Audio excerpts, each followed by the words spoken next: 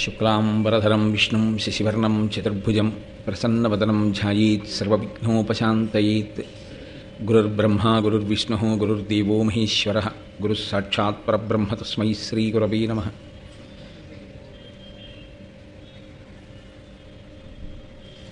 వ్యాసాయ విష్ణురూపాయ వ్యాసరూపాయ విష్ణవే నమో వై బ్రహ్మనిధయే వాసిష్ఠాయ నమో నమః.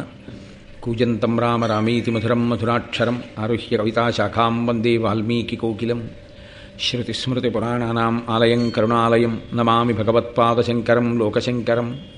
వాగర్ధావివ సంపృక్తం వాగర్ధప్రతిపత్తయే జగతః పితరౌ వందే పార్వతీపరమేశ్వరౌ. సూక్తిం సమగ్రేతున స్వయమేవ లక్ష్మీ శ్రీరంగరాజమహిషీమధురైః కటాక్షైః వైదగ్ధ్యవర్ణగుణగుంభనగౌరవైర్యాం కండూలకర్ణకుహరాः కవయోధయంతి. హైమోర్ధ్వపుండ్రమజహన్మకుటం సునాసం మందస్మితం మకరకుండలచారుగండం బింబాధరం బహుళదీర్ఘకృపాకటాక్షం శ్రీవేంకటేశముఖమాత్మని సన్నిధత్తాం. విమలపటీ కమలకుటీ పుస్తకరుద్రాక్షశస్తహస్తపుటీ కామాక్షి పక్ష్మలాక్షి కలిత విపంచీ విభాసి వైరించి. మనోజవం మరుతతుల్యవేగం జితేంద్రియం బుద్ధిమతాం వరిష్టం వాతాత్మజం వనరయూధముఖ్యం శ్రీరామదూతం శిరసా నమామి. ఆపదామపహర్తారం దాతారం సర్వసంపదాం లోకాభిరామం శ్రీరామం భూయో భూయో నమామ్యహం. నారాయణం నమస్కృత్య నరం చైవ నరోత్తమం దేవీం సరస్వతీం వ్యాసం తతో జయముదీరయేత్. హరి ఓం. పరమేశ్వర స్వరూపం సభకి నమస్కారం.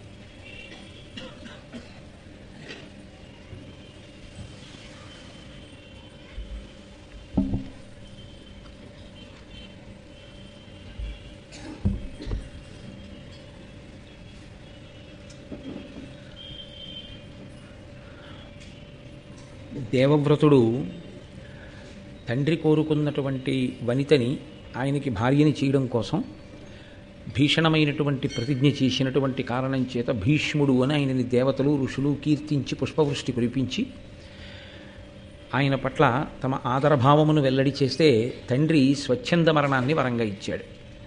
తదనంతరము సత్యవతీదేవిని మహానుభావుడు శంతన మహారాజు గారు భార్యగా స్వీకరించాడు.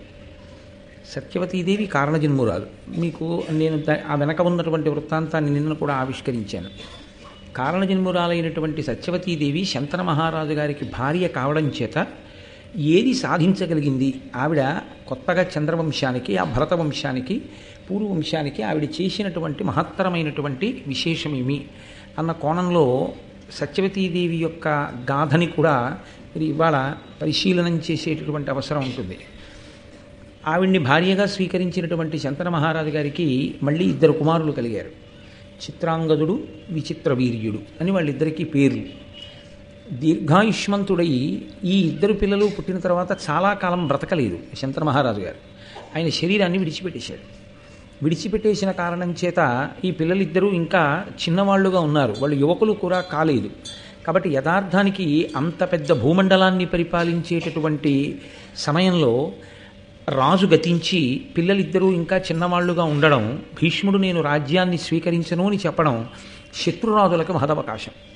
నేను సింహాసనాన్ని స్వీకరించను అన్న ప్రతిజ్ఞతో పాటుగా భీష్ముడు ఒక ప్రతిజ్ఞ చేశాడు. ఈ సింహాసనం మీద సత్యవతీదేవి యొక్క కుమారులే కూర్చుంటారు తప్ప నేను కూర్చోను. కూర్చున్నటువంటి సత్యవతీదేవి యొక్క కుమారులను మేము అనువర్తించి ఈ సింహాసనం మీద ఆయన వంశంలో ఆయన యొక్క సంతతి వారు కూర్చుని ఉండేటట్టుగా నిరంతరము జాగ్రత్త తీసుకుంటాను, రాజ్య పరిరక్షణ భారాన్ని స్వీకరిస్తాను అన్నాడు. ఇందులో మీరు కొంచెం జాగ్రత్తగా పరిశీలనం చేస్తే దాశరాజు కోరాడు తప్ప సత్యవతీదేవి నోరు విప్పి కోరినట్టుగా, భీష్ముని పట్ల ఆవిడికి ఎప్పుడైనా వైముఖ్యం ఉన్నట్లుగా, ఆవిడ సవతి కొడుకు అన్న భావనతో భీష్ముణ్ణి ఎక్కడైనా అగౌరవపరిచినట్టుగా భారతంలో ఎక్కడా సాక్ష్యం లేదు. కోరినవాడు దాశరాజు గారు, ఆమెను వివాహం చేసుకుందాం అనుకున్నవాడు శంతన మహారాజు గారు. ఆమె ప్రమేయం ఏమీ లేదు. ఆమె శంతన మహారాజుకే భార్య అవుతుంది అని చెప్పినవాడు ఉపరిచర వసువు. ఆమె ఎప్పుడూ భీష్ముడికి రాజ్యం ఇవ్వద్దని కానీ, భీష్ముడు కడుపున పుట్టేటటువంటి బిడ్డలకి రాజ్యం రాకూడదని కానీ అసలు కోరవలసినటువంటి అవసరం ఉన్న సత్యవతీదేవి అటువంటి పెడబుద్ధితో కూడినటువంటి కోరిక కోరినట్టు మహాభారతంలో లేదు. లేదా తండ్రి అయిన దాశరాజు అటువంటి కోరిక కోరితే నాన్నగారు మీరు నా అభ్యున్నతిని కోరి చాలా మంచి కోరికలు కోరారు అని ఆవిడ అన్నట్లుగానూ లేదు. అంటే ఆవిడికి వివాహం అయిన తరువాత కూడా పోనీ భీష్ముని పట్ల ఈయన ఇంతటి బలవంతుడు, నా కొడుకులు చేతకాని వాళ్ళు అన్న విషయం స్పష్టం అయిపోతే ఏమైనా భేదభావం అంకురించిందా? కించిత్ అసూయ ఉంటుంది కదండి. ఏమదృష్టమో శంతనుడి యొక్క మొదటి భార్య గంగమ్మకు పుట్టిన పిల్లాడేమో ఇంతటి తేజోవంతుడు, నాకు పుట్టిన పిల్లలేమో ఇంత చేతకాని వాళ్ళు అన్న భావన ఎక్కడో గోచరించాలి. కానీ సత్యవతీదేవి అలా అనుకున్నట్లుగా కూడా లేదు. కాబట్టి ఒక సంక్లిష్టమైనటువంటి పరిస్థితి చంద్రవంశంలో ఏర్పడుతున్నటువంటి సమయంలో, అత్యంత ప్రమాదకరమైనటువంటి పరిస్థితి ఏర్పడబోతున్న సమయంలో సింహాసనం శూన్యమైపోయేటటువంటి రోజు దగ్గరకు వచ్చేస్తోంది. అటువంటి రోజుల్లో ఆ సమస్యని పరిష్కరించగలిగినటువంటి దృఢచిత్తముతో నిలబడగలిగిన ఏకైక వ్యక్తి సత్యవతీదేవి. ఆవిడ ఎక్కడైనా వైక్లభ్యాన్ని పొందిందో, ఆవిడ ఎక్కడైనా ధర్మాన్ని అనుసరించడంలో తత్రపాటు పడిందో, ఇక చంద్రవంశంలో ఆ సింహాసనం మీద కూర్చోవడానికి అధికారులు లేరు. అక్కడతో అయిపోయింది, శంతమహారాజు గారితో అయిపోయింది. అటువంటి స్థితిని చాలా జాగ్రత్తగా ఎదుర్కోగలిగినటువంటి పరిణతి ఒక స్త్రీకి ఉండడం అంటే సామాన్యమైన విషయం కాదు. పోనీ అంతకుముందు ఆవిడ పెరిగినటువంటి వాతావరణం చాలా గొప్ప అంతఃపురంలో పెరిగింది. ఈ రాచరికాలు, ఇటువంటి సింహాసనాలు, వారసత్వాలు, పిల్లలు, ధర్మము ఇవన్నీ తెలుసు అని అనుకుందామా? ఆవిడ కేవలం యమునా నదిలో తండ్రి గారి ఆజ్ఞ మేరకు వచ్చేటటువంటి యాత్రికులను ఆవలి ఒడ్డు నుంచి ఈవలి ఒడ్డుకు పడవ మీద దింపుతుంటుంది. అదొక్కటే ఆవిడ చేసిన పని. శంతన మహారాజు గారి వివాహం చేసుకునేంత వరకు అదొక్కటే. పోనీ పెరిగిన వాతావరణం అందామా? ఆవిడ పెరిగింది దాశరాజు దగ్గర. ఇంత గొప్ప సింహాసనానికి అధిపతి అయినటువంటి శంతన మహారాజు గారికి అకస్మాత్తుగా భార్య అయిపోయింది. ఆవిడ భార్య అవ్వడం కాదు, అంతటి మహాబలవంతుడు ధర్మాత్ముడైనటువంటి భీష్మాచార్యునకు తల్లి అయిపోయింది. అంతకుముందు సమస్త లోకములకు గురువైనటువంటి వ్యాస భగవానుడికి తల్లి అయిపోయింది. ఇన్నిటిని నిర్వహించగలిగినటువంటి ఒక గొప్ప స్త్రీమూర్తి కావాలి కాబట్టే పరమేశ్వరుడు ఉపరిచరి వసువు యొక్క వీర్యం ఆ అద్రిక చాప రూపంలో తాగి ఒక ఆడబిడ్డని ప్రసవించి ఈ స్థితిని ఎదుర్కోగలిగినటువంటి ఒక మహనీయమూర్తి సృజింపబడేటట్టుగా చేశాడు. అందుకే మహాభారతంలో చాలా తక్కువసేపు కనపడిన సత్యవతీదేవి ఆవిడ పోషించినటువంటి పాత్ర అనన్య సామాన్యము.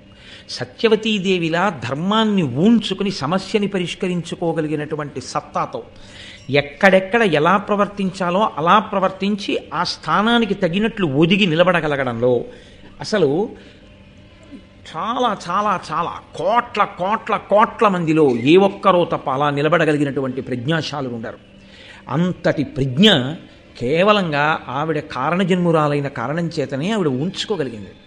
ఇది ఆవిడ అద్రికకి పుట్టినప్పుడు మనకు అర్థం కాదు, ఏమిటి ఇలా ఉందనిపిస్తుంది. కానీ ఆవిడ అద్రికకి పుట్టి దాశరాజు దగ్గర పెరిగి వేదవ్యాసుడికి జన్మనిచ్చి కన్యాత్వం భంగపడకుండా వరాన్ని కోరి శంతన మహారాజు గారికి ఇల్లాల 2 బిడ్డల్ని కని ఆ 2 బిడ్డలు చచ్చిపోయినాడు. సత్యవతీదేవి యొక్క గొప్పతనం ఏమిటో, ఎందుకు ఎలా నిలబడగలిగిందో మనకు అర్థమవుతుంది.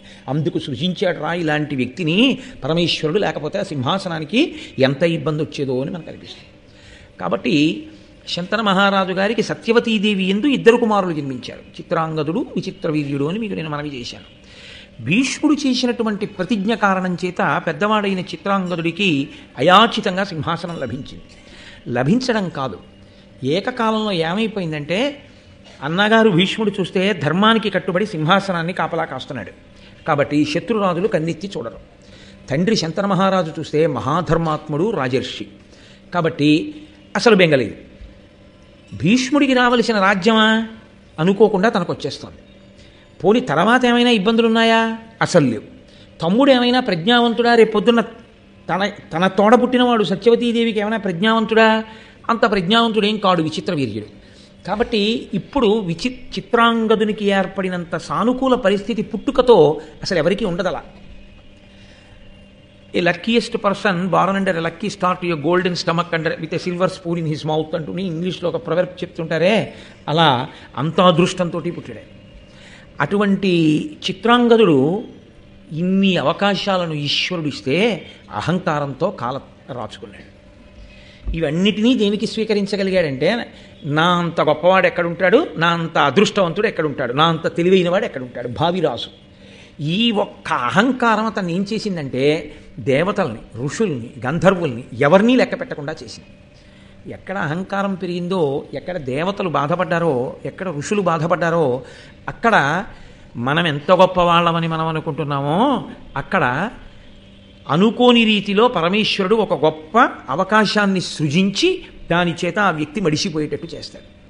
నరసింహావతారం రాలా అన్ని కోరికలు కోరుకుంటే హిరణ్యకశిపుడు.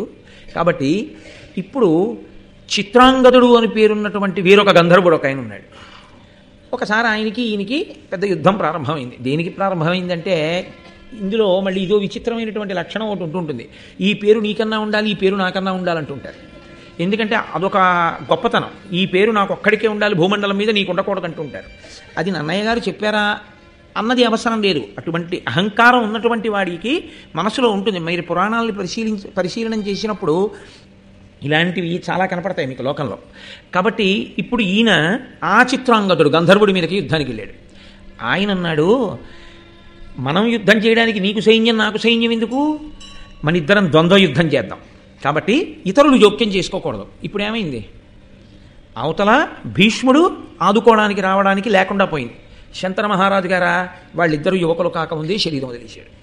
పెద్ద కొడుకు అయినందుకు భీష్ముడు చేసింది ఏమిటంటే ధర్మం తప్పకుండా అంత్యేష్టి సంస్కారం చేసి తండ్రి ఉన్నత లోకాలు పొందడానికి కొడుకు చెయ్యవలసినటువంటి విధులనన్నింటినీ పరమశాస్త్రీయంగా నిర్వహించాడు. ఇప్పుడు ఈ చిత్రాంగదుడు ఆ చిత్రాంగదుడితో యుద్ధం ప్రారంభం చేశాడు. నరగంధర్వాధిపులియ్యురువురు చిత్రాంగదులు సహింపక అని నొండొరు తాకి వీక పొడిచిరి హిరణ్వతీ తీరమున అహీన బలాఢ్యుల్ వాళ్ళేమి తక్కువ బలవంతులేం కాదు, మహాబలవంతులైనటువంటి ఆ గంధర్వుడైనటువంటి చిత్రాంగదుడు, శంతన మహారాజు గారి కొడుకైనటువంటి చిత్రాంగదుడు ఇద్దరూ కలిసి హిరణ్వతీ నదీ తీరంలో ద్వంద్వ యుద్ధం ప్రారంభం చేశారు. గంధర్వుడు మోసపూరితమైనటువంటి యుద్ధంలో వేటాడి శంతనుని కుమారుడైనటువంటి చిత్రాంగదుడిని చంపేశాడు. దాంతో అసలు పెళ్ళి అవ్వలేదు, భార్య లేదు, పిల్లలు లేరు. పట్టాభిషేకం చేశాడు భీష్ముడి చిత్రాంగదుడికి సింహాసనం మీద కూర్చోమని. తన అహంకారంతో అందరినీ లక్ష్య పెట్టకుండా తిరిగినటువంటి ప్రవర్తన చేత శత్రువుని కొని తెచ్చుకుని గంధర్వుడితో ద్వంద్వయుద్ధం చేసి చిత్రాంగదుడు మరణించాడు. కాబట్టి ఇప్పుడు విచిత్ర వీర్యుణ్ణి తీసుకెళ్లి సింహాసనం మీద కూర్చోబెట్టారు. అంటే మీరు ఒక విషయాన్ని గమనించాలి. ఒక్కొక్కసారి మనిషి చాలా చిన్నతనంలో చిన్న వయస్సులో గొప్ప అనుభవాన్ని పొందేస్తాడు. ఎవ్వరికీ లేనంత పరిణితి వచ్చేస్తుంది. ఎందుకు వచ్చేస్తుందో తెలుసా అండి? అతను ఉన్నటువంటి స్థానం, ఆ స్థానం చేత ఆ పరిణితి వచ్చేస్తుందంతే. చాలా మర్యాద కలిగినటువంటి కుటుంబం, ఎంతో చక్కటి కుటుంబం, సంతోషంగా కాలం గడిచిపోతోంది. కింద 3 చెల్లెళ్ళు, పైన ఒక్క అన్నగారిగా పుట్టాడు. తల్లి తండ్రి ఎంతో ప్రేమతో ఉన్నారు. తండ్రి గారు మహాగౌరవనీయుడు, ఎంతో కీర్తి ప్రతిష్టలు ఉన్నవాడు. అకస్మాత్తుగా తండ్రికి ఏ వడగాడ్పో కొట్టి చచ్చిపోయారు. ఇప్పుడు ఈ పిల్లవాడికి చాలా చిన్నతనం నుంచే పెద్దరికం వచ్చేస్తుంది. ఎందుకో తెలుసా అండి? ఆ చెల్లెళ్ళకి ఎవరికి పెళ్లి సంబంధానికి వెళ్ళనివ్వండి, రేపు ఎవరు చూస్తారు ఈ అమ్మాయిని అడుగుతారు. నేను చూస్తానని వాడికి చెప్పడం అలవాటైపోతుంది. అలవాటై ఆ చెల్లెళ్ళ పెళ్ళిళ్ళు చేసి, వీడికి ఇంకా పెళ్ళవదు కానీ ఆ చెల్లెళ్ళకి పెళ్ళిళ్ళు చేసి వాళ్ళకి సారి ఇచ్చి పంపించి వియ్యాల వారితో మాట్లాడి పురుటికి తీసుకొచ్చి ఆ పుట్టినటువంటి పిల్లల్ని మళ్ళీ అత్తవారింటికి పంపించి ఇలా ఇన్ని చేయడంలో వీడు పెళ్లి చేసుకోకముందే వీడికి చాలా పరిణితి వచ్చేసి అసలు వీడి పెళ్లి వేళటికి వీడికి పెద్దవాళ్ళు ఎవరో ఏమీ చెప్పక్కర్లేదు, వీడే చెప్పేస్తాడని. ఎందుకని అంటే మనిషి ఒక్కొక్కసారి అలా త్రోయబడతాడు. అది ఆ కర్తవ్యనిష్ట నుంచి తప్పుకున్న వాడికి అలా నిలబడగలిగిన ప్రజ్ఞ ఉండదు. ఆ కర్తవ్యనిష్టతో నిలబడిన వాడు ఆ పరిణితిని పొందుతాడు. మహానుభావుడు భీష్ముడు తాను కూర్చోవాలి సింహాసనం మీద, తన పెళ్లి చేసుకోవాలి, అది వదిలేశాడు. ఇప్పుడు ఆయనకి కూడా కొత్తగా ఒక విషయం తెలుస్తోంది. చిత్రాంగదుడు మరణించాడు, విచిత్ర వీర్యుడు సింహాసనం మీద ఉన్నాడు. తండ్రి ఏం చెప్పాడు? ఒక్క కొడుకు కాడురా అని చెప్పాడు. ఇప్పుడు విచిత్ర వీర్యుడికి కానీ ఏదైనా జరగరానిది జరిగిందో అంతే, సింహాసనానికి చాలా సంక్లిష్ట స్థితి ఏర్పడిపోయినట్టు లెక్క. అది జరగకూడదు. చిత్రాంగదుల్లా ఇతను ఎవరి మీదకి యుద్ధాలకు వెళ్ళడమో, లేదా యుద్ధానికి అన్నది ఒకటి పిలవాలి ఏమిటి, క్షత్రియులకి తప్పదు వెళ్ళవలసి ఉంటుంది యుద్ధానికి. ఏ ప్రమాదమో పొటమరించకముందే విచిత్ర వీర్యుడికి వివాహం జరిగి విచిత్ర వీర్యుడికి బిడ్డలు కలగాలి. ఆయన అంత పెద్ద ప్రజ్ఞాశాలని కానీ అంత గొప్ప చరిత్ర ఉన్నవాడని కానీ ఎక్కడా లేదు మహాభారతంలో. కాబట్టి ఇప్పుడు ఈ చేతకాని వాడికి పిల్లని కూడా ఎవరు ఇవ్వరు, తనే తీసుకురావాలి పిల్లని కూడా.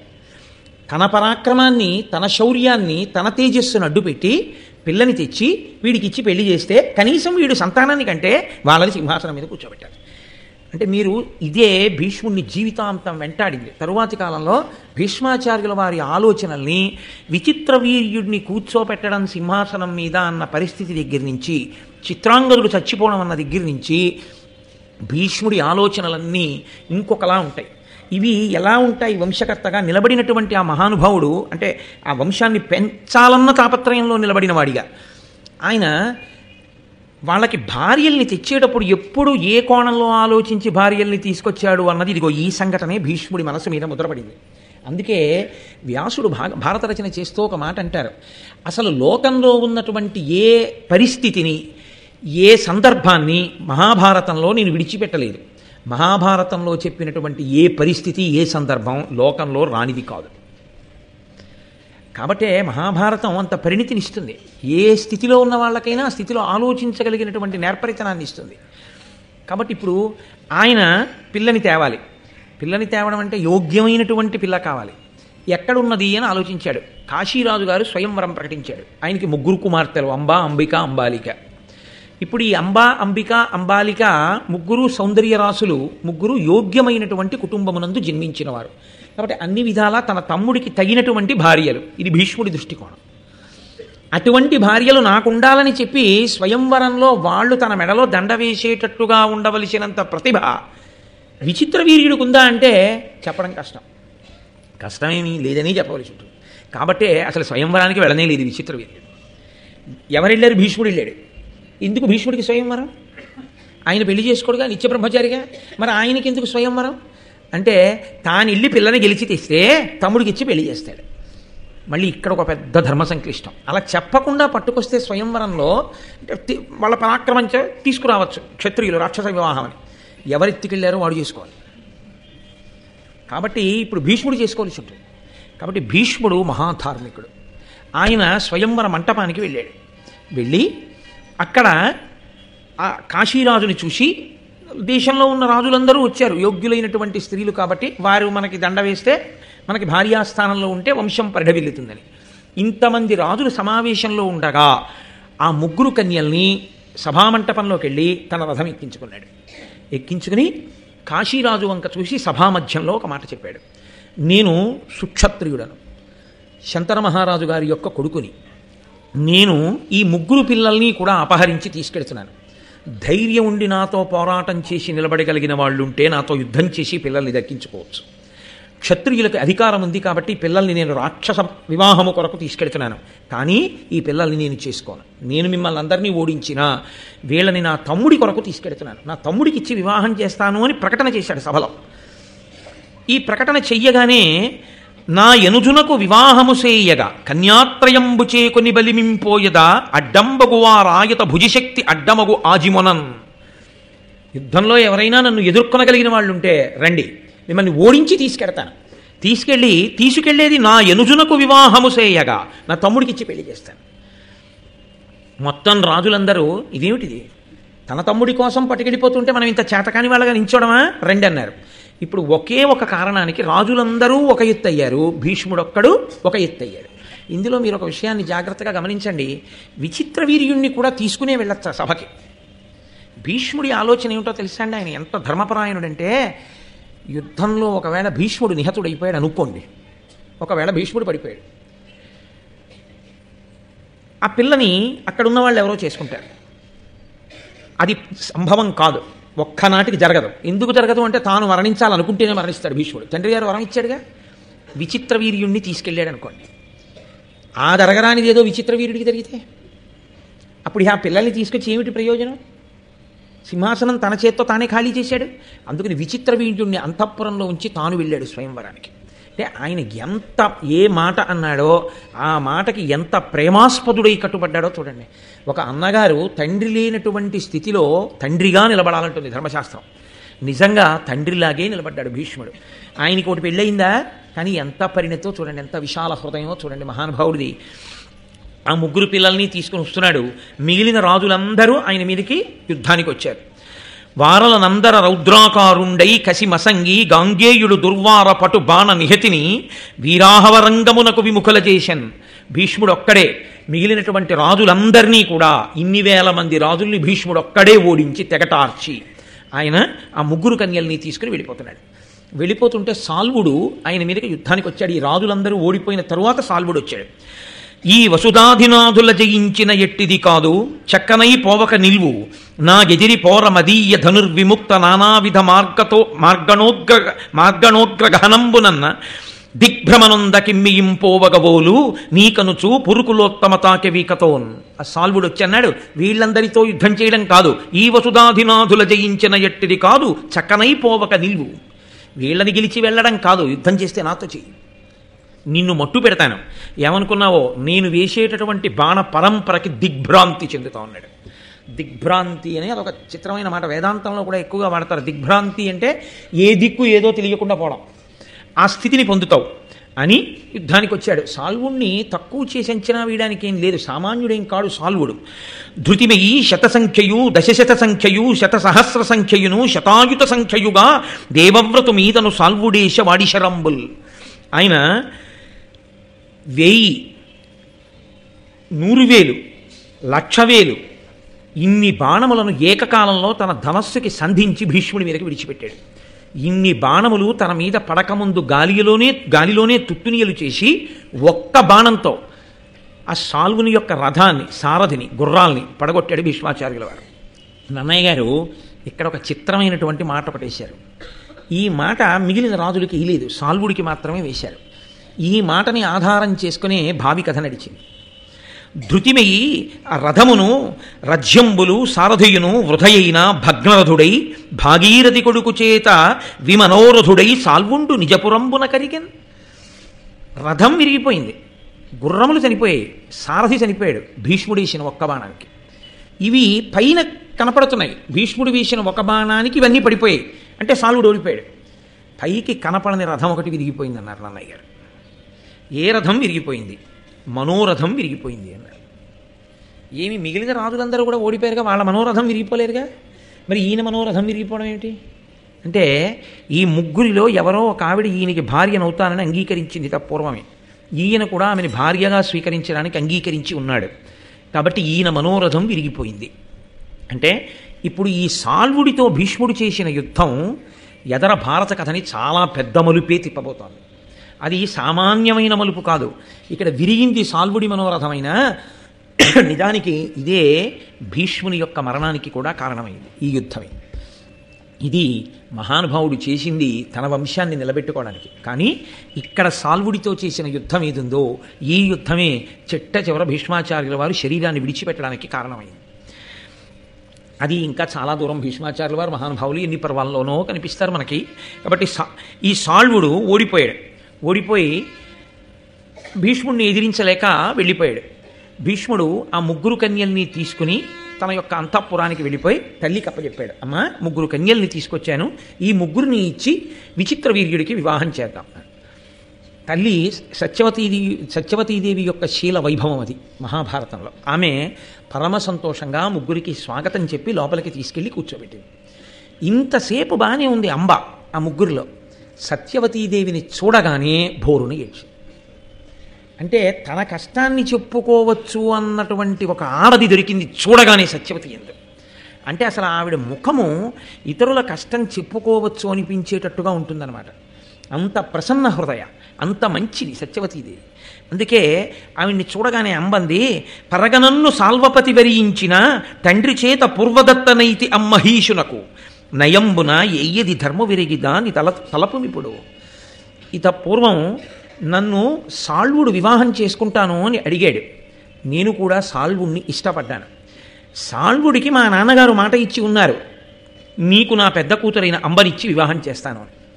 కాబట్టి అది జరుగుతుంది అని మా నాన్నగారు స్వయంవరం ప్రకటించారు. నేను ఇక సాల్వుడి మెడలో దండ వేయడం, సాల్వుడు నన్ను వివాహం చేసుకోవడం. ఖచ్చితంగా ఇంకా కొద్ది నిమిషములు మిగిలి ఉందనగా అందరూ అవాక్క అయ్యేటట్టుగా, తన కొరకు కాదు తన తమ్ముడి కొరకని ముగ్గురిని రథం ఎక్కించి భీష్ముడు తీసుకొచ్చాడు. అమ్మ, నేను సాల్వుడిని వివాహం చేసుకుందాం అనుకున్నాను, సాల్వుడు నన్ను చేసుకుందాం అనుకున్నాడు. మా నాన్నగారు ఒప్పుకున్నారు, ఎత్తుకొచ్చాడు భీష్ముడు. ఇప్పుడు నువ్వు నాకు అత్తగారివి కాబోతున్నావు, నీ కొడుక్కి నేను భార్య అనవాలి, ధర్మం ఏదనుకుంటున్నావో అది నువ్వు చెయ్యి అన్నాడు. నువ్వు ఇది చెయ్యి అనలేదు, నన్ను సాల్వుడికి ఇచ్చి వివాహం చేయించు అనలేదు. నన్ను నీ కొడుకు ఎలా చేసుకుంటావు అనలేదు, నన్ను ఇక్కడికి పంపు అని అనలేదు. నేను ఇలా సాల్వుడికి మనసిచ్చాను, సాల్వుడు నన్ను వివాహం చేసుకుందాం అనుకున్నాడు, తండ్రి గారు అంగీకరించారు. ఇది పరిస్థితి. చెప్పగానే ఎంత గొప్ప హృదయంతో అర్థం చేసుకుందో చూడండి. సత్యవతీదేవి ఒక్క మాట అనలేదు.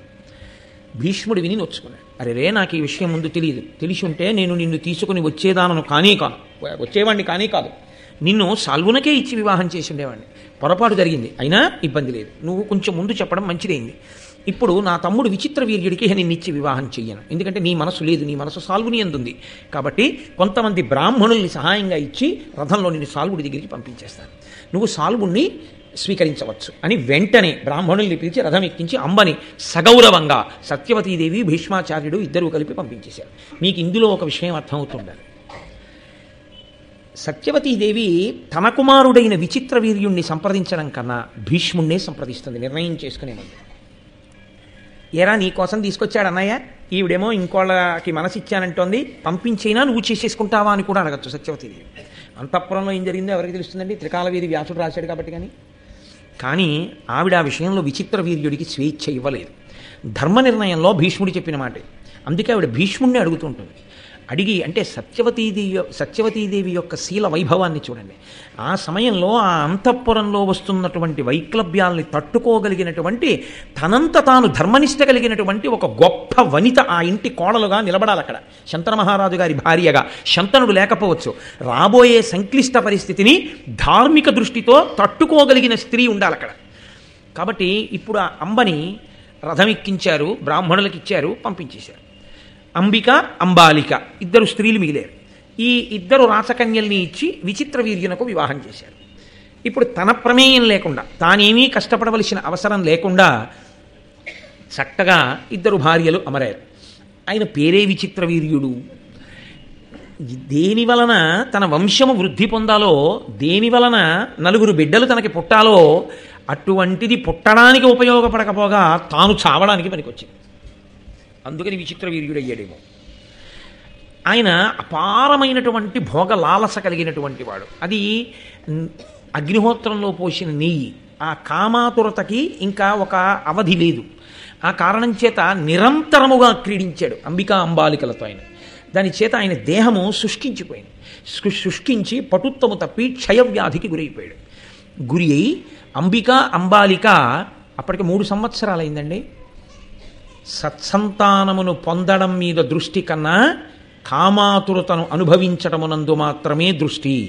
వివాహము దేని కొరకు చేయబడిందో విస్మరించి సంతానమును పొందడం వాయిదా వేసుకుని కామతృష్ణని అనుభవించడమే ప్రయోజనంగా బ్రతికినటువంటి బ్రతుకు ఎంత ప్రమాదాన్ని తెచ్చిందో చూపిస్తున్నటువంటి ఘట్టం మహాభారతమునందు అంతర్భాగము. ఇంతకన్నా నేను విడమర్చి చెప్పక్కర్లేదు.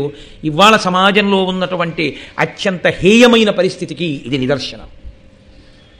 కాబట్టి ఇప్పుడు ఈ విచిత్ర వీర్యుడు క్షయవ్యాధికి గురి అయి శరీరాన్ని విడిచిపెట్టాడు, చనిపోయాడు. ఇద్దరు భార్యలు ఉన్నారు, అంబిక అంబాలిక. కోరి కోరి తెచ్చాడు భీష్ముడు వంశాభివృద్ధి కొరకు. 3 సంవత్సరములు క్రీడించాడు. సంతానం మాత్రం లేదు ఇద్దరికి. సింహాసనం ఖాళీ అయిపోయాడు, ఎవ్వరూ లేరు. ఉన్నది భీష్ముడు ఒక్కడే. భీష్ముడు ప్రతిజ్ఞ చేసి ఉన్నాడు. ఎవరి కొరకు ప్రతిజ్ఞ చేశాడో, ఏ సత్యవతీదేవి సంతానం కొరకు దాశరాజు ప్రతిజ్ఞ చేయించాడో ఆ సంతానం లేదు. ఇది మనుష్యులు స్వార్థంతో ఒకటి ఆలోచిస్తే, వాళ్ళు ఇలా జరుగుతుందని వేసుకున్నటువంటి ఆలోచన పరమేశ్వరుడు యొక్క ఆలోచనల ముందు నిలబడం. ఆశ్చర్యకరంగా ఉంటాయి. రామాయణంలో కైకమ్మ భరతుడికి రాజ్యం ఇమ్మని వరాలు కోరి చిట్ట చివర భర్త పోయిన తర్వాత ఏడుస్తూ రాముడి దగ్గరికి వెళ్ళి మళ్ళీ రాజ్యం తీసుకొని ఏడిచినట్టే ఉంటుంది. కానీ కైకమ్మ పరిస్థితి వేరు, సత్యవతీదేవి పరిస్థితి వేరు. సత్యవతీదేవి ఎన్నడూ అలా అసలు నా పిల్లలకి రాజ్యం కావాలని శంతన మహారాజును అడిగినట్టు కూడా లేదు. ఇప్పుడు విచిత్రవీర్య మరణంతో అంతఃపురంలో ఒక ఆశ్చర్యకరమైన పరిస్థితి నెలకొంది. అసలు రాజు లేడు. ఎందుకు రాజు లేడు అంటే, ఒక క్షణం కూడా సింహాసనం మీద భీష్ముడు కూర్చోడు. రాజు లేకపోతే ఏమవుతుందో తెలుసా అండి? నెలకి కురవవలసిన వానల్లో ఒక వాన ఆగిపోతుంది, ఒక వర్షం ఆగిపోతుంది. కాబట్టి సస్యములు లభించవు. అంటే కావలసినంత పంట పండదు. కావలసినంత పంట పండదు కాబట్టి దేని ధర పెరగాలో దాని ధర పెరగదు, దేని ధర పెరగకూడదో దాని ధర పెరుగుతుంది. ఎప్పుడూ పెరగకూడనిది ఏది తింటే తప్ప మనిషి బతికి నిలబడలేడో, అన్ని స్థాయిలలో ఉన్న వాళ్ళకి లభ్యము కావాలో ఆ ధర పెరగకుండా ఉంచగలగడం ప్రభుత్వం యొక్క చిత్తశుద్ధికి తార్కాణం. బియ్యం దొరకట్లేదు, ముత్యాలు దొరుకుతున్నాయి అన్నారు అనుకోండి, రెండూ తప్పే. ముత్యాలు తేరగా దొరకకూడదు. ముత్యాలు షేరు 3 రూపాయలకి, బియ్యం షేరు 300 రూపాయలకి ఇస్తున్నారు అనుకోండి, ఏదో రాజ్యంలో తేడా వచ్చేసిందని గుర్తు. ముత్యాల ధర పడిపోయింది, అది పోయింది వర్తకం, ఇప్పుడు దాని విలువ పోయింది. బియ్యం 300, ముత్యాలు తింటావా? ముత్యాల దండలు వేసుకుని తెచ్చిపోవాలంతే కదా, ఎందుకని? కాబట్టి ఇది రాకూడదు వ్యవస్థ. ఇది రాకుండా ఉండాలి అంటే రాజు సింహాసనం మీద ఉండాలి. రాజు సింహాసనం మీద ఉంటే ఒక లక్షణం ఉంటుంది. రాజు సకల ప్రజల యొక్క అభ్యున్నతిని కోరి నిరంతరం యజ్ఞయాగాది క్రతువులు చేస్తూ ఉంటాడు. పైగా శత్రురాజులు ఎప్పుడు పొంచి ఉంటారు. శత్రురాజులు దాడి చేసి అప్పటి వరకు కూడబెట్టినటువంటి ఐశ్వర్యం అంతకు ముందు ఉన్నటువంటి రాజుల యొక్క వైభవాన్ని బట్టి ఆధారపడి ఉంటుంది. ఏదో కొత్తగా ఏర్పడిన రాజ్యం అనుకోండి, కొంత ఐశ్వర్యం ఉంటుంది. అప్పటికే మహాబలవంతుడైనటువంటి రాజు పరిపాలన చేసి ఉన్నాడు అనుకోండి, ఆయన దండయాత్రలు చేసి కూడపెట్టి తీసుకొచ్చినటువంటి నిధి నిక్షేపములు, కట్టినటువంటి భవంతులు కొన్ని వేల సంవత్సరములుగా ఏర్పడిపోయినటువంటి వాటితో రాజధాని నగరం పరిఢవిల్లుతోంది అనుకోండి, దొంగలు, దోపిడీదారులు, శత్రురాజులు వీళ్ళు దోచుకోవడానికి పడుతుంది. అందుకని ఎంతమంది దోచుకుంటారో మీరు ఊహించలేరు. ఆ దోచుకోవడంలో ఒక ఉన్మాదం ఏర్పడుతుంది. అప్పుడు ఇది మనం చెయ్యవలసిన పనా అన్న యుక్తాయుక్త విచక్షణ ఉండదు. ఒక యజమాని చాలా కష్టపడి అందంగా ఒక భవంతిని నిర్మించుకున్నాడు. చక్కచక్కటి గాజువి అందమైనటువంటి భగవన్మూర్తులు నిలబెట్టి ఉంటాయి ఆ గదిలో. యజమాని లేనప్పుడు ఒక 50 మంది దొంగల ఇంట్లో ప్రవేశించారు. వాళ్ళకి అయ్యో మనం ఇప్పుడు ఈ మూర్తిని పడగొట్టడం ఏమిటని ఏమైనా ఆలోచన ఉంటుందా? ఈ గాజు మందిరాన్ని బదలగొట్టడం ఏంటంటే ఏమైనా ఉంటుందా? వాడు దోచుకునేటప్పుడు అడ్డొచ్చినవన్నీ తోసేస్తాడు. తోసేస్తే అవన్నీ వికారమైపోయి ఆ ఉన్మాదానికి సాక్ష్యాలుగా నిలబడిపోతాయి తర్వాత ఇంట్లో జరిగినటువంటి పరిణామములు. మీకు అంతవరకు ఎందుకండి? హంపి విజయనగరాన్ని కృష్ణదేవరాయల వారు పరిపాలించి తదనంతర కాలంలో రామరాయల వారు అకస్మాత్తుగా ఆ మోసపూరితమైనటువంటి యుద్ధంలో తుంగభద్రా నదికి అవతల వైపు బళ్ళకి కాగడాలు కట్టి చీకట్లో పంపించేస్తే సైన్యం వెళ్ళిపోతుంది అనుకుని తన సైన్యాన్ని పంపించేశాడు రామరాయలు. వాళ్ళు చీకట్లో తెప్పలు వేసుకుని నది దాటి ఈవల ఒడ్డుకు వచ్చి విజయనగర సామ్రాజ్యంలో రామరాయల వారు ఏనుక్కి నల్లమందు పెట్టేశారు. అది ఉన్మాదం వచ్చి ఆ రాజును కూడా ఎక్కించుకోకుండా కింద పారేశారు, చంపేశారు రామరాయల వారు. రామరాయలు చచ్చిపోయిన తర్వాత విజయనగర సామ్రాజ్యంలో విజయనగరం కోటని 6 నెలలు దోచుకున్నారు. 6 నెలలు రాత్రింపవళ్ళు దోచుకున్నారు దాంట్లో ఉన్న ఐశ్వర్యాన్ని. అంటే అంత కన్ను ఉంటుంది, అంత ఐశ్వర్యం ఉన్నటువంటి సింహాసనాల మీద, అటువంటి అంతఃపురాల మీద. కాబట్టి మీరు దాన్ని ఒక కాకతాళీయంగా ఏదో చాలా సామాన్యమైన విషయంగా మీరు భావన చేయకూడదు. ఇప్పుడు ఈ ఉద్విగ్నత ఎక్కడి వరకు ఎడుతుందంటే రాజ్యం అంతటా విస్తరిస్తుంది. సింహాసనం ఖాళీ అయిపోయింది. చిత్రాంగదుడు చచ్చిపోయాడు, విచిత్రవీర్యుడు చచ్చిపోయాడు, భీష్ముడు ఉన్నాడు మహానుభావుడు కూర్చోడు సింహాసనం మీద. రాజు లేడు, ఇప్పుడు తీర్పు చెప్పేవాడు లేడు. రాజు లేకపోతే, ప్రభువు లేకపోతే ఎవరికి తోచినటువంటి నీతి వాళ్ళు పాటించడం మొదలు పెడతారు. ధర్మము క్షీణించిపోతుంది లోకంలో. మళ్ళీ దీన్ని దారిలోకి తేవాలంటే సామాన్యమైన విషయం కాదు. ఎప్పటికీ వంశాంకురం పుట్టాలంటే పుడతాడు వాడు, ఎప్పుడు పెరిగి పెద్దవాడు అవుతాడు, ఎప్పుడు వాడు సింహాసనం మీద కూర్చుంటాడు. ఇప్పటికి 2 చిత్రాంగదుడు విచిత్రవీర్యుడికి సంతానం కలగలేదు. ఏ గ్రహణం పట్టిందో ఆ సింహాసనం మీద ఓ ప్రభువు కూర్చుంటాడు అసలు. ఇది కొమ్ములు తిరిగినటువంటి మహానుభావులైనటువంటి మగవాళ్లే డీలా పడిపోయేటటువంటి సందర్భం. అందున ఎన్నడూ అసలు అంతఃపుర స్త్రీగా, ఒక మహారాణిగా, శంతనమహారాజు భార్యగా బయటికి రావడం కూడా తెలియనటువంటి సత్యవతీదేవి ఈ హఠాత్ పరిణామానికి ఎంత ఖిన్నురాలైపోతుందో అసలు ఆవిడ ఆలోచించగలదా ఏమైనా? ఇంకా ఎవరూ రాలేదు, దోచుకోలేదంటే ఒక్కటే కారణం. ఆనాడు దాశరాజుకి ఇచ్చాడు భీష్ముడు మాట, నేను వీళ్ళకు పుట్టే బిడ్డలకి నేను ఈ సింహాసనం మీద కూర్చోపెట్టి కాపాడడమునందు నేను కృతకృత్యుడనవుతానన్నాడు. అందుకని రాజప్రతినిధిగా తాను రాజ్యరక్షణ చేస్తున్నాడు. భీష్ముడు నిలబడి ఉండగా ఎవరొస్తారు? ఇప్పుడు కొత్తగా ఓ ప్రయత్నం చేయడానికి మొన్ననేగా అంబాలికా స్వయంవరంలో రాజులందరూ కలిపి భీష్ముడి చేతిలో ఓడిపోయింది. భీష్ముడి యొక్క తేజస్సుకి భయపడి ఎవ్వరూ రాలేరు. కానీ ఎన్నాళ్ళలా? దానికి ఒక పరిమితి ఉంటుందిగా. ఎన్నాళ్ళు రాజప్రతినిధి పెట్టి పరిపాలిస్తారు? రాజేడి ఇంత సంక్లిష్టమైన పరిస్థితిని దిద్దవలసిన కర్తవ్యం ఎవరి మీద ఉంది ఇప్పుడు?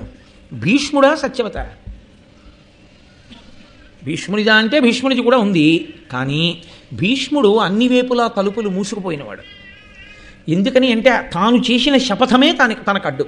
తాను బిడ్డల్ని కనలేడు, తాను వివాహం చేసుకోలేడు, తాను రాజ్యం చెయ్యలేడు. తన తమ్ముళ్ళ భార్యలైనటువంటి మరదళ్ళని ఇక ఇలా ధార్మికమైన మార్గం వేరొకటి ఉంది, మీరు సంతానమును పొందవచ్చేమో అన్న విషయాన్ని కూడా వాళ్ళతో చర్చించలేడు. అది చాలా అసహ్యకరమైన విషయం, తాను చర్చించేది కాదు. తన తల్లితో కూడా అటువంటి విషయాలు తాను ప్రస్తావిస్తే సవతి కొడుకు ఎటు తిరిగి ఎటుస్తుందో తెలియదు ఈ పరిస్థితిలో. కాబట్టి ఇంకా ఇప్పుడు ఆ సామ్రాజ్యానికి మిగిలిపోయిన ఆధారం ఏమిటో తెలుసా అండి? ఆశ్చర్యకరంగా చంద్రవంశంలో క్షేత్రం ఉంది, బీజం లేదు. అంతవరకే మీరు అర్థం చేసుకోవాలి, అంతకన్నా నేను వివరణ చేయక్కర్లేదు. ధర్మపత్నులు ఉన్నారు, భర్తలు లేరు. కాబట్టి ఎలా వంశాంకురాలు రావడం? మానవ సహజమైనటువంటి స్థితిలో మనుష్య సంతానంగా ఉండాలి అంటే స్త్రీ పురుష సంయోగం చేత మాత్రమే జన్మించాలి. భర్తలు లేరు. ఇది భీష్ముడు ఎలా మాట్లాడే సందర్భం. ఇక్కడ చొరవ తీసుకుని మాట్లాడగలిగినటువంటి ప్రజ్ఞ, ఆ పెద్దరికం, తల్లిగా ఏ విషయాన్నైనా సంప్రదించడానికి అధికారము కలిగిన యోగ్యత, దీన్ని ధార్మిక కోణంలో విచారణ చెయ్యగలిగినటువంటి స్థితి ఒక్క సత్యవతీదేవిది. ఇప్పుడు ఆవిడ భీష్ముడిని పిలిచి రెండు రకాలుగా సంప్రదించవచ్చు. ఒకటి, నా కోడళ్ళు ఉన్నారు, నా కొడుకులు లేరు. ఇప్పుడు నా కోడళ్ళకి ఇంకొక రకమైన ధర్మ మార్గం ఏమైనా ఉంటుందా వంశం నిలబడడానికి అని అడగడం ఒక ఎత్తు. నీవు పెళ్లి చేసుకోనానా, నువ్వు పెళ్లి చేసుకుని నువ్వు సంతానమును పొంది నువ్వు రాజ్యంలో సింహాసనం మీద కూర్చుండిపో, సింహాసనం నువ్వు తీసుకుని నువ్వు పెళ్లి చేసుకుని సంతానాన్ని కానీ సింహాసనాన్ని ఇచ్చే అని చెప్పడం ఒక పద్ధతి. సత్యవతీదేవి పూర్తి స్వార్థం ఉన్నదైతే రెండవ ప్రతిపాదన ముందు తీసుకురావాలి. తన కోడళ్ళకి బిడ్డలు పొందే అవకాశం ఏమైనా ఉందా, ఇది విచారణ చేయాలి.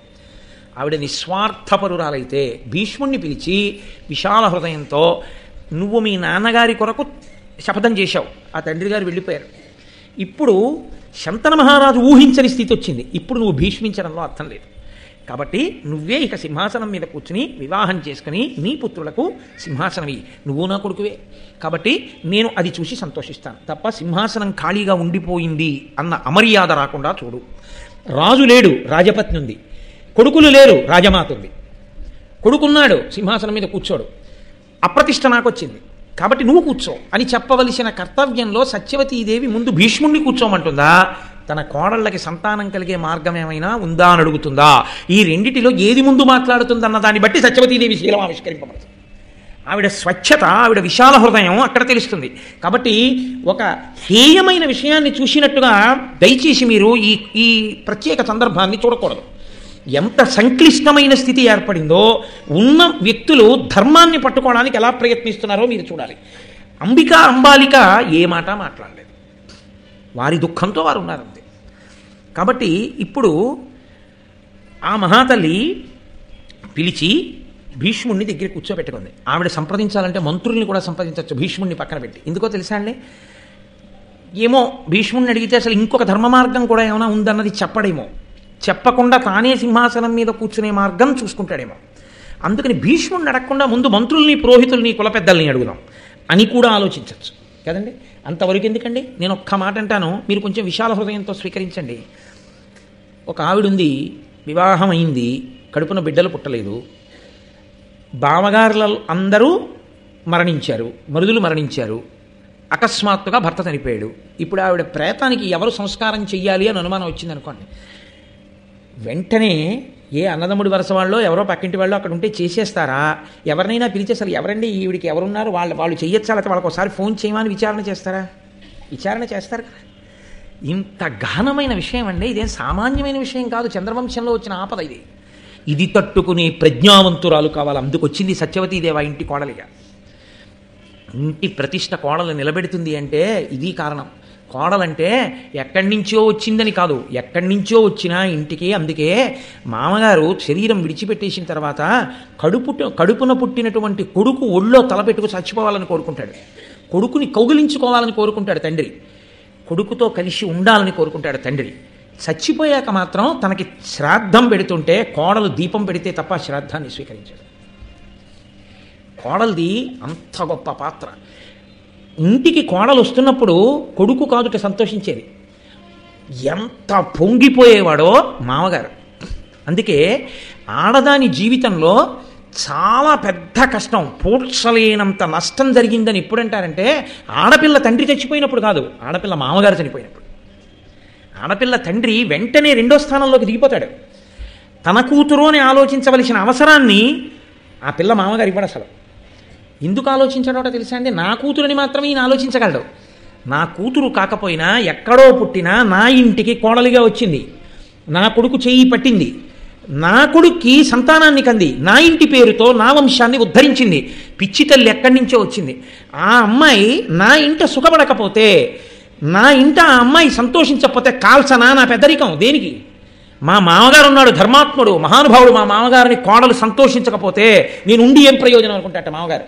అందుకే కూతురు సంతోషించడం కన్నా కోడలు సంతోషించేటట్టుగా ప్రవర్తించేవాడు ఎవరంటే మామగారే. అది సహజంగా మామగారి ఎందు ఉంటుంది అంటారు. నాకు ఇన్నాళ్ళు ఉపన్యాసమే చెప్పాను, ఇప్పుడు నిజమేనని నాకు అనిపిస్తోంది అసలు కోడలు రాకముందే. అంటే నాకు బాగా అర్థమవుతోంది, నిజంగా కోడలే వస్తే నెత్తి మీద ఎంత పెట్టుకుని ఊరేగిస్తానన్న విషయంలో నాకు ఇప్పుడు అర్థమవుతోంది. అయ్యో పిచ్చి తల్లి ఎక్కడి నుంచో వస్తుంది, ఆ అమ్మాయి ఇంత సంతోషించాలి, ఇంత సుఖపడాలి, ఆ అమ్మాయి నా వంశాన్ని ఉద్ధరించేటటువంటి పిల్ల, ఎంత సంతోషించాలో నా ఇంటికి వచ్చని ఆలోచన ఇంకా రాకముందే చేస్తున్నానంటే ఏ మామగారైనా అలా ఆలోచిస్తాడనే నేను నమ్ముతున్నాను. కాబట్టి ఆవిడ బ్రాహ్మణుల్ని మంత్రుల్ని కుల పెద్దల్ని సంప్రదించలేదు. ఇది సత్యవతీదేవి యొక్క శీల వైభవాన్ని మీరు గుర్తించాలి. కేవలం కథాపరంగా చదవడం కాదు, మీరు ఆ నాటకీయతని, ఆ సందర్భాన్ని మీరు ఉద్విగ్నతతో ఆ పద్యం చదువుతున్నప్పుడు అందులో ప్రవేశించి చూడాలి ఆ పాత్రల్ని. మీరు అంతఃపురంలో కూర్చుని వింటున్నట్లుగా మీరు భారతం చదివితేనే పాత్రల యొక్క వైశిష్ట్యం, ఆ వ్యక్తుల యొక్క వైశిష్ట్యం మీకు అవగతం అవుతుంది. కాబట్టి ఇప్పుడు ఆవిడ భీష్ముడిని పిలిచింది, నాయనా నువ్వు ఒక ఉపకారం చెయ్యాలి. పరగణన్ను సాల్వపతి వరించిన ఆ శంతను సంతానంబును సంతత కీర్తియును పిండ సత్కృతియును అత్యంత మహీభారమును పరంతప నీయంద చిరతరంబై నిలిచెన్. ఆవిడంది భీష్ముడే ఉత్తరాధికారి నిర్ణయం చేసేసింది ఆవిడ ఇంకేం అడగలేదు భీష్ముడిని, తల్లిగా ఆవిడ నిర్ణయం చేసింది. ఇది ఆవిడ విశాల హృదయం. కాబట్టి ఆవిడ రెండో ప్రతిపాదన తీసుకోవాలి, మొదటి ప్రతిపాదన తీసుకుని శంతన సంతానంబును, శంతన మహారాజు గారి యొక్క సంతానం పరిఢవిల్లాలి, ఆ వంశం నిలబడాలి. సంతత కీర్తియును, ఎప్పుడూ ఆ వంశం కీర్తి గణించినదై ఉండాలి. అంటే ఇందులో అంతర్లీనంగా ఓ మాట ఉంది, నేను కన్నాను 2 కొడుకుల్ని పనికి మారిన వాళ్ళు, నీ కడుపున పుట్టాలి మంచి కొడుకు. ఇప్పుడు నువ్వెంత మంచి కొడుకువో అంత మంచి కొడుకు పుట్టాలి. కాబట్టి సంతత కీర్తియును పిండ సత్కృతియును, కేవలం ఇక్కడ ఈ లోకంలో కొడుకు చేత సంతోషాన్ని పొందడం కాదు, శరీరం పడిపోయిన తర్వాత కూడా ఏడాదికొక్కసారి నాన్నగారిని తలుచుకుని తద్దినం పెట్టేవాడు అయి ఉండాలి కొడుకు.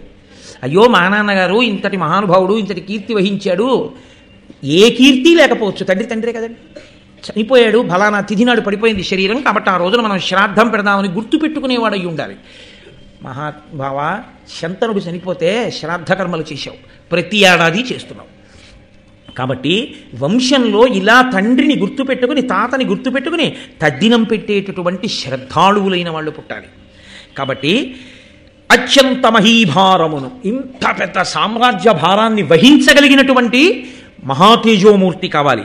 పరంతప, శత్రువులను తపింపచేయగలిగిన వాడా, నీయంద చిరతరంబై నిలచెన్, నీ వలన మాత్రమే సాధ్యమవుతుంది. ఇప్పుడు ఈ కర్తవ్యాన్ని నువ్వు మాత్రమే తలకెత్తుకోగలిగినటువంటి వాడివి. కాబట్టి ఇప్పుడు ఆవిడ భీష్ముడికి అనుమతిస్తోంది, నువ్వు సింహాసనం మీద కూర్చో, నువ్వు సంతానాన్ని కను, ఎడతెగక జరగవలసినవి చెప్తోంది ఆవిడ. కాబట్టి నువ్వు చెయ్యవలసి ఉంటుంది అని జననుత సర్వధర్మములు సర్వజగత్ పరివర్తన క్రమంబును మరి సర్వవంశములు పుట్టిన మార్గము నీవ నిక్కముంబనగా ఎరుంగు. ఉన్నత గుణాఢ్యుడవున్ భరతాన్వయావలంబనుడవు నీవా, నీ ఒక్కడ పంచద చేయుమో మత్ప్రియంబుగన్. భీష్ముడా, నేను నిన్ను కోరిక కోరుతున్నాను, నువ్వు తీర్చాలి. జననుత, నువ్వు జనుల చేత కీర్తింపబడిన వాడివి. సర్వధర్మములు, నీకు తెలియనటువంటి ధర్మం ఇది లేదు, నీకు అన్ని ధర్మాలు తెలుసు. ఈ మాటను అడ్డుపెట్టాడు భీష్ముడు. ఎదరా తాను తన శపథంలో నిలబడినప్పుడు మార్గాన్ని చూపించడం ఆయన యొక్క గొప్పతనం. నేను ఇది చేయనండి, మీరేం చేసుకుంటారో చేసుకోండి అని కొడుకనొచ్చు. నాన్నగారు ఇలా వద్దు అలా చేద్దాం అని కొడుకనొచ్చు. ఇలా వద్దు నాన్నగారండి అలా చేద్దామన్నవాడు తండ్రి బాధ్యతని పంచుకున్న కొడుకు. ఇలా వీల్లేదండి మీరు ఎలా చేసుకుంటారో నాకు అనవసరం అన్నవాడు తండ్రిని ఆయుర్దాయం తగ్గించి చంపేసే ప్రయత్నం చేస్తున్న కొడుకు కదండి. నేను ఒకానొకప్పుడు post graduate diploma in industrial relations personnel management చేస్తున్న రోజుల్లో ఒక మహానుభావుడు ఒక ఆయన ఉపన్యాసం చెప్తూ లెక్చర్ చెప్తూ చాలా అద్భుతమైన మాట ఒకటి అన్నారు. నా దగ్గరికి ట్రేడ్ యూనియన్ లీడర్స్ వచ్చి మాట్లాడుతున్నప్పుడు కేవలం వాళ్ళ కోరికలు చెప్తే నేను ఒప్పుకోను, ఎందుకని అంటే వాళ్ళు సంస్థల అంతర్భాగం. సంస్థ పరిస్థితి చెప్పి దీంట్లో ఎన్ని కోరికలు తీర్చుకుంటే సంస్థ నిలబడుతుందో మీరు చెప్పండి అని చెప్తుంటాను. ఎందుకని అంటే అందులో వాళ్ళ అంతర్భాగం, వాళ్ళు పరిష్కారం కూడా వాళ్ళు చెప్పాలి, కోరికలు ఒక్కటే చెప్పడానికి రాకూడదు. కాబట్టి వాళ్ళు కూడా అంతర్భాగం కాబట్టి వాళ్ళు నాకు ప్రశ్న ఇవ్వడం, నేను పరిష్కారం చెప్పడం కాదు, నేను వాళ్ళని సమస్య ఇచ్చి పరిష్కారం చెప్పండి అని అడుగుతుంటాను విశాల హృదయంతో అన్నాడు ఆయన. అలా నీవు ధర్మము తెలిసిన్నవాడవు, తల్లికి నమ్మకం, అందుకు చెప్పాడు తర్వాత ధర్మాన్ని భీష్ముడు. జననుత సర్వధర్మములు సర్వ జగత్ పరివర్తన క్రమంబును, ఈ లోకములన్నీ కూడా ఎలా మారుతూ ఇలా ఈ స్థితికి చేరుకున్నాయో అన్నీ నీకు తెలుసు. మరి సర్వ వంశములు పుట్టిన మార్గము నీవు నిక్కువంబనగా, అన్ని వంశములు ఎలా వచ్చాయో, ఏ వంశంలో ఏ వైక్లభ్యాలు వచ్చాయో, అప్పుడు ఎలా తట్టుకున్నారో, ఎలా సింహాసనాలు నిలబడ్డాయో, ఎలా ఈ క్షత్రియ వంశాలన్నీ రాజ్య పరిపాలన చేశాయో ఇవన్నీ నీకు తెలుసు. నీకు తెలియనిదేమీ లేదు. ఉన్నత గుణాఢ్యుడవున్, నువ్వు ఉన్నతమైనటువంటి గుణములు కలిగినటువంటి వాడివి. భరతాన్వయావలంబనుడవీవా నిన్నొకడు పంచత చేయుమో మత్ప్రియంబుగన్. మహానుభావ, నువ్వు ఈ భరత వంశాన్నంతటినీ కూడా నిలబెట్టవలసినటువంటి వాడివి. కాబట్టి నేను నిన్ను ఒక్క కోరిక కోరుతాను, నువ్వు దయచేసి ఆ కోరిక తీర్చవలసింది అని ఆ సత్యవతీదేవి భీష్మాచార్యుల వారిని తాను వరమడుగుతోంది. ఇప్పుడు చిత్రం ఏంటంటే, ఏ సత్యవతీదేవి కొరకు ఆమె అడగకపోయినా తాను ప్రతిజ్ఞ చేసి సింహాసనాన్ని సంతానాన్ని వదిలిపెట్టాడో, సంతానాన్ని అంటే బ్రహ్మచర్యాన్ని స్వీకరించి సంతానం పొందకుండా ఉన్నాడో, ఆ సత్యవతీదేవియే ఇప్పుడు భీష్ముణ్ణి ప్రార్థన చేస్తోంది, నాకు ఒక కోరిక ఇయ్యి. చిన్న వయస్సు, అందరి కోరికలు తీర్చడమే కానీ నా కోరిక ఇది తీర్చండి అని ఒకళ్ళని అడగడం మాత్రం ఎన్నడూ చెయ్యనటువంటి ఉదారుడు, పెద్దరికం ఉన్నవాడు భీష్ముడు. అది ఆయన పెద్దరికం. ఆయన ఎవరి దగ్గరికి వెళ్ళి నాన్నగారండి నాకు ఈ కోరిక ఉంది, నాన్నగారండి తీర్చరా అని అడిగాడని లేదు భారతంలో. అమ్మ దగ్గరికి వెళ్ళి అమ్మ నాకు ఈ కోరిక ఉంది తీర్చవా అని అడిగాడని లేదు భారతంలో. గురువుగారితోనే యుద్ధం చేయవలసి వచ్చింది. గురువుగారు నాకు ఈ కోరిక ఉంది తీర్చండి గురువుగారు అని అడిగినట్టు లేదు భారతంలో. అమ్మ సత్యవతీదేవి దగ్గరికి వెళ్ళి అమ్మ నాకు ఈ కోరిక ఉందమ్మా తీర్చమ్మా అని అడిగినట్టు లేదు భారతంలో. తమ్ముళ్ళ దగ్గరికి వెళ్ళి ఒరే మీకోసం పెళ్లి చేసుకోకుండా ఉండిపోయాను కదరా నాకు ఈ చిన్న కోరిక ఉంది తీర్చండి రా అని అడిగినట్టు లేదు భారతంలో. కానీ ఆయననే వయసులో చిన్నవాడైనా అందరూ ఆయన్నే అడుగుతుంటారు. పుట్టుకతో పెద్దరికం కొంతమందిది కాబట్టి ఆ పెద్దరికంతోనే మాట్లాడుతుంటారు. నేను మీతో మనవి చేశాను కదా మొదట్లోనే, చిత్రంగా పెద్దరికాలు, చిత్రంగా అనుభవాలు వచ్చేస్తాయి కొంతమందికని. కాబట్టి ఇప్పుడు నువ్వు నాకు ఒక కోరిక తీర్చాలి. ఈ కురువంశమున నీ ఒక్కరుడవయున్నవాడవు, ఉర్వీరాజ్యం బెక్కటి చేకొని తేజము దిక్కుల వెలిగింపు సంతతియు పడయు ముగిన్. ఇప్పుడు కురువంశానికంతటికీ మిగిలిపోయిన వాడవు నువ్వు ఒక్కడివి. కాబట్టి నువ్వు ఈ రాజ్యాన్ని స్వీకరించు, ఈ రాజ్యాన్ని స్వీకరించి సంతతిని పొందు. సంతతిని పొందు అన్న మాట ఎందు వివాహం చేసుకో అన్నది కూడా అంతర్భాగమే. కాబట్టి అని ఆవిడంది, నిరతంబు బ్రహ్మ మొదలుగా వరుసున ఎడతెగక ఇట్లు వచ్చిన వంశం బురుభుజ నీ ఉండగా నీ తరమున విచ్ఛిన్నమగుట ధర్మవే అని ఆవిడ ఒక పెద్ద ప్రశ్న వేసి, భీష్ముడిలో ఏ సానుకూల స్పందన ఆవిడికి కనపడలేదు. ఆవిడంది, బ్రహ్మగారి దగ్గర ప్రారంభమై పెరిగింది నీ వంశం. వంశం ఇన్నాళ్ళు పెరుగుతూ వచ్చింది, అందరూ సంతోషిస్తూ వెళ్ళిపోయారు. అమ్మయ్య పితృరుణం తీరిపోయింది, నాకు కొడుకు పుట్టాడు అని వెళ్ళిపోయారు. ఈ వెళ్ళిపోయిన వాళ్ళందరికీ ఆ పుట్టిన కొడుకు తజ్జనం పెడుతూ ఉండేవాడు కాబట్టి వాళ్ళు ధన్యులైపోయారు. నీకు బాధగా లేదా? బ్రహ్మగారితో ప్రారంభమైనటువంటి మీ వంశం నీ దగ్గర ఆగిపోతుంది. చంద్రవంశంలో కట్టకడపటి వాడివి నువ్వే, ఇక నీ తర్వాత ఎవరు లేరు, ఆగిపోయింది చంద్రవంశం. ఈ సింహాసనం మీదకి ఎవరు వస్తారో తెలియదు, సింహాసనం అలా వదిలేయి. వంశం పోయిందిగా. ఇహ ఈ గోత్రనామాలతో పూజ లేదుగా, నీరాజనం లేదుగా, చేయించేవాడు లేడుగా, అంతరించిపోయిందిగా. ఇంకా అంతకన్నా దారుణమైన స్థితి, ఆ వంశం అంతరించిపోగా నువ్వే చిట్ట చివరి వాడి అవ్వడం ఎంత దారుణమైన విషయం రా. కాబట్టి భీష్మ నా మాట విను, ఇది ధర్మమా వంశం ఆగిపోవడం? ఆగిపోకూడదని కదా ధర్మజ్ఞులు చెప్తున్నారు. ఆగిపోకుండా చూసుకోవలసినటువంటి ప్రధాన కర్తవ్యం అగ్నిహోత్రము, వేదము, ఆ తర్వాత వంశపరంపర ఆగకుండా చూడాలి. కాబట్టి నీవు ఈ వంశమును నిలబెట్టాలి కదా అంటే భీష్ముడు అన్నాడు, విని భీష్ముడనియే నీకిట్లని ఆనతి ఈయతగునే అమ్మెయి నా పల్కిన పల్కును మరి నా తాల్చిన వ్రతమును చెరుప అంత చిరుతని చెప్పుడా. అమ్మా నువ్వు ఇలా అడగచ్చా? నీకు నా ప్రతిజ్ఞ తెలీదా? అమ్మా నీ చిన్న పిల్లాడినా అమ్మా, నేను ఏ ప్రతిజ్ఞ చేశానో ఆ ప్రతిజ్ఞ ఇవాళ కుదరదులేని మళ్ళీ వెంటనే వదిలేసి మళ్ళీ వెంటనే వచ్చి సింహాసనం మీద కూర్చుని పెళ్లి చేసుకుని పిల్లల్ని కన్నా అమ్మ, అది బాల్య చేస్తామా? నీకు తెలీదా ఇది జరగకూడదని? ఇందులో విచిత్రమైనటువంటి విషయం చూడండి. ఏ తల్లి కారణం చేత తాను స్వచ్ఛంద మరణాన్ని వారంగా పొందాడో, ఏ తల్లి కారణంగా తన మీద దేవతలు ఋషులు పుష్పవృష్టి కురిపించారో, ఏ తల్లి కారణంగా లోకంలో తన పేరు మరుగునబడి భీష్ముడన్న పేరు వచ్చిందో, ఈ మూడిటిని చెరిపి లౌకికంగా మళ్ళీ తీసుకొచ్చి సింహాసనం మీద కూర్చోబెట్టి పిల్లలకు అనేటట్టు చెయ్యాలని తల్లి చూస్తాను. అందులో స్వార్థం లేదు, ధర్మమే ఉంది. ఇప్పుడు ధర్మము అని సత్యవతీదేవి మాటకి లొంగితే తాను పూర్వం సంపాదించుకున్నటువంటి అజరామరమైన కీర్తి నశించిపోతుంది.